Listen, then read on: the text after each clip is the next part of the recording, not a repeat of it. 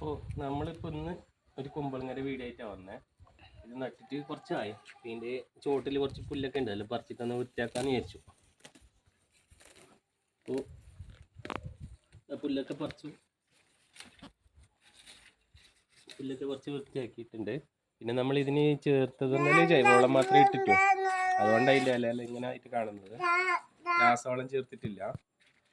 പിന്നെ ഇതിപ്പോൾ കായ്ച്ചു തുടങ്ങിയിട്ട് ഒരെണ്ണം ഇവിടെ വലുതായിട്ടുണ്ട്. ബാക്കി പൂവും കായും ഒക്കെ ആയിട്ട് ഒരുപാടുണ്ട് ബാക്കി.